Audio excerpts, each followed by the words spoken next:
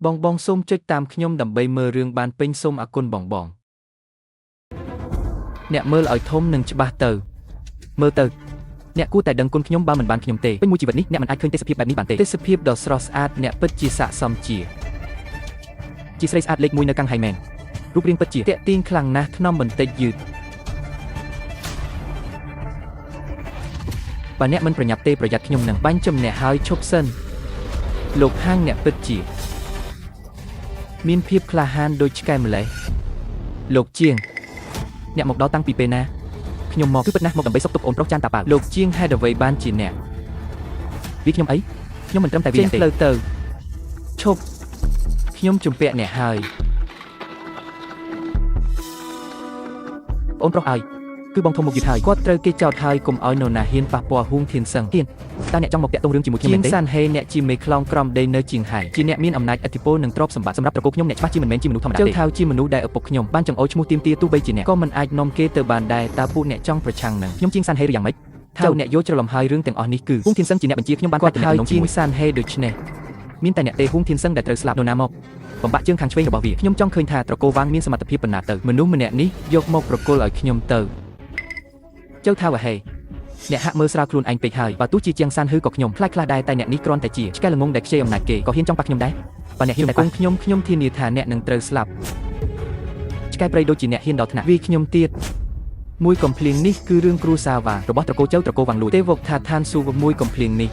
ត្រកូលវាងបង្ខូចគេឈ្មោះត្រកូលចៅមួយកំភ្លៀងអ្នកប្រមាថប្អូនស្រីខ្ញុំមួយកំភ្លៀងអ្នកប្រមាថនាងសិនមួយកំភ្លៀងនេះជូនទៅហាងធានចាប់ពីពេលនេះទៅគ្រូសាវាងរបស់អ្នកជំពាក់គ្រូសាចូលរបស់ខ្ញុំនឹងទាញយកមកពេញមួយបណ្ដឹងវិញទោះបីខ្ញុំខ្លាចជាមនុស្សអង្គគ្មានបានការក៏ខ្ញុំនឹងរើបំរាស់បំផ្លាញគ្រូសាវាងអ្នកឲ្យវិញនេះដែរ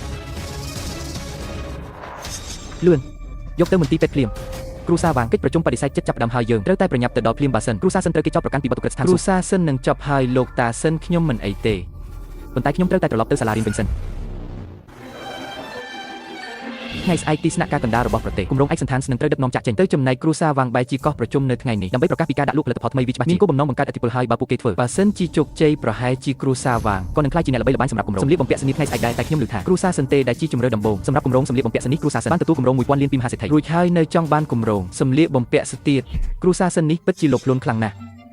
់អ្នករាល់គ្នាប្រកាសជាសមាជិកគ្រួសារវាងហើយខ្ញុំវាងផេងសូមស្វាគមន៍ឥស្សរជនឆ្នាំក្នុងវិស័យពាណិជ្ជកម្មមកពីកាំងហៃដែលបានឆ្លៀតពេលដ៏មីញឹកចូលរួមពិធីសម្ពោធផលិតផលថ្មីរបស់គ្រួសារខ្ញុំដឹងថាពេលវេលាអ្នកទាំងអស់គ្នាមានតម្លៃណាស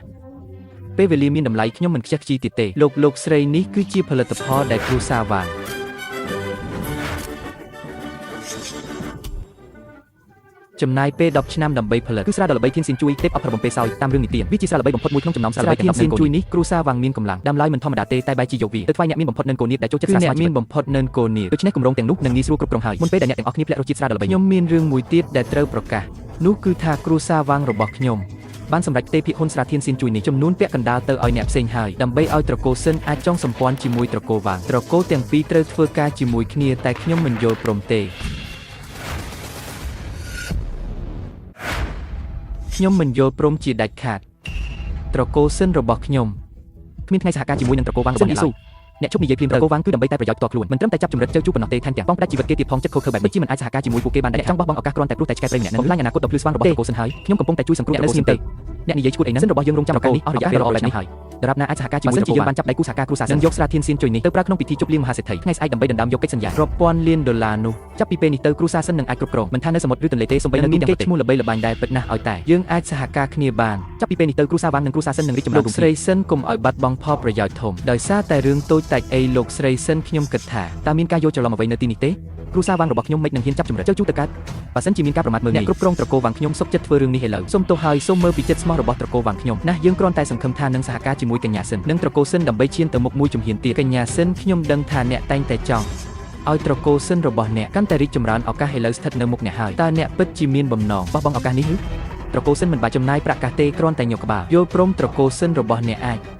ឡើងដល់ឋានសួគ៌ភ្លាមតែបើដើរទៅមុខមួយជំហានទៀតនឹងមិនឡើងឋានសួគ៌ទេគឺមានតែធ្លាក់ទៅក្នុងរវាងឡាវជេងត្រកូលវាងរបស់អ្នកនៅតែបន្តបោកប្រាស់ដោយស្រាខ្លាយយូរប៉ុណ្ណាទៀតខ្ញុំធ្លាប់គិតថាខ្លួននៅរស់ខ្ញុំសូមប្រាប់អ្នកថាបើត្រកូលវាងមិនរលីទេខ្ញុំឈ្មោះចៅជូខ្ញុំស្លាប់ទៅហើយក៏នៅលោកអ្នកទាំងអស់គ្នាគឺត្រូវគេបោកបញ្ឆោតហើយអ្វីដែលត្រកូលវាងហៅថាធានសៀនជួយតែជាទំនិញខ្លាំងគុណភាពអន់ប៉ុណ្ណោះក្មេងប្រុស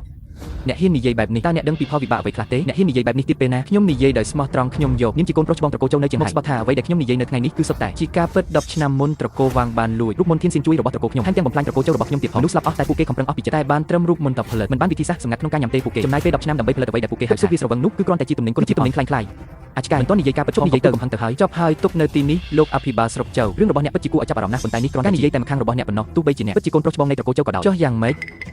ឥឡូវត្រកូលចៅលេងនៅហើយអ្នកក៏បានធ្លាក់ខ្លួនទៅជាអ្នកសុំទានម្នាក់អ្នកជាមនុស្សតួអង្គតូចតាចម្នាក់ដែលគ្មានភស្តុតាងច្បាស់លាស់ចង់ចាប់ប្រកាន់ខ្ញុំជាលោកស្រីវាងមែនទេនិយាយឲ្យខ្លីឲ្យអស់សំណើចណាស់ត្រឹមត្រូវហើយត្រកូលវាងជាត្រកូលធំមានមុខរបរធំដុំមិនក៏អាចឲ្យអ្នកសុំទានស្អុយម្នាក់នេះប្រើពាក្យប៉ុន្មានម៉ាត់មកផ្ដួលរំលំបានខ្ញុំគិតថាអ្នកគ្រាន់តែចង់ដើម្បីឈ្មោះដោយវិធីថោកទាបបើអញ្ចឹងមែនរបស់អ្នកវាពិតជាឆ្កាំឆ្គងខ្លាំងណាស់ជូចចលើកមុននៅពិធីជប់លៀងមហាសេដ្ឋីអ្នកបានប្រើអត្តសញ្ញាណឈ្មោះហ្វូគួយឥឡូវនៅតែចង់បង្កបញ្ហាទៀតតើអ្នកពិតជាក្រុងចង្ហៃរបស់យើងដូចជាឆាប់ឡើងទេចាប់មនុស្សល្ងីល្ងើនេះយកទៅកាច់ជើងហើយបោះវាចេញទៅ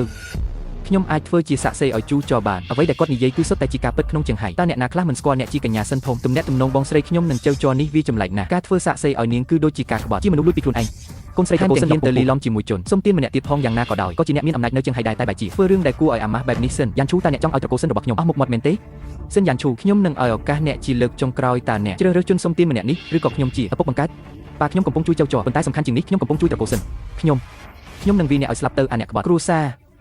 ខ្ញុំលោកប្រធានសិនកញ្ញាសេនជួយគ្រួសារសេនអស់ពីចិត្តតែអ្នកមិនដែលជឿនាងសោះតើអ្នកធ្លាប់ចាត់ទុកនាងជាកូនស្រីទេព្រោះតែអ្នកទាំងអស់បើមិនមែនដោយសារអ្នកកូនស្រីខ្ញុំមិនខ្លាចជាបែបនេះទេលីខឺចេញទៅបើថ្ងៃនេះអ្នកមិនលាតត្រដាងរឿងកុហកខ្ញុំនេះទេខ្ញុំនឹងជួយអ្នកទេបើអញ្ចឹងខ្ញុំនឹងបញ្ជូនអ្នកទៅមកចាប់មនុស្សឥតប្រយោជន៍នេះបោះចេញទៅក្រៅខ្ញុំហ៊ានថាអ្នកណាហ៊ានបោះគាត់ចេញជាមួយគ្នាទៅបោះចេញទៅមើលអ្នកណាហ៊ានចៅចគឺជាបងប្អូនខ្ញុំមើលអ្នកណាហ៊ានប៉ះពាល់គាត់លោកនាយកយ៉ាងជាងថ្ងៃនេះគឺជាការសម្ពោធផលិតផលថ្មីរបស់គ្រួសារវាងចៅចគឺជាបងប្អូនរបស់អ្នកមែនតែគាត់ក៏គ្មានសិទ្ធិមកនិយាយបង្ខូចកិត្តិយសត្រកូលវាងខ្ញុំនៅទីនេះថាផលិតផលថ្មីក្រោយការផលិតរបស់ត្រកូលវាងខ្ញុំភាពស្រស់ស្អាតដែលបានផលិតចេញមកគឺគ្រាន់តែជាវត្ថុក្រិតដែលមិនអាចលើកលែងបានឡើយជាងធានអ្នកឯងបើសិនជាចៅជូពិតជានិយាយបង្ខូចកិត្តិយសត្រកូលវាងរបស់អ្នកខ្ញុំជាងសានហឺគឺដាច់ខាតនឹងមិនលើកលែងឲ្យឡើយតែទោះជាយ៉ាងណាគាត់មិនបានធ្វើអញ្ចឹងទេ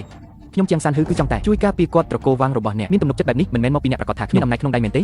គឺតែរឿងត្រកូលវាងប្រជាជនប៉ុណ្ណោះបើសិនមិនមែនជាងធានជួយវាងធានសឿងហើយប្រាប់ខ្ញុំស្ដាប់ទៅខ្ញុំប្រហែលជាមកទល់ពេលនេះក៏មិនទាន់ដឹងថាត្រកូលវាងរបស់អ្នកជាអ្នករៀបចំផែនការអ្នកគិតគូរបានល្អិតល្អន់ណាស់តែអ្នកមិនបានគិតគូរទេខ្ញុំនៅមានស្រាទៀនស៊ីនជួយដែលជាវត្ថុពិតក្នុងពេលដែលអ្នក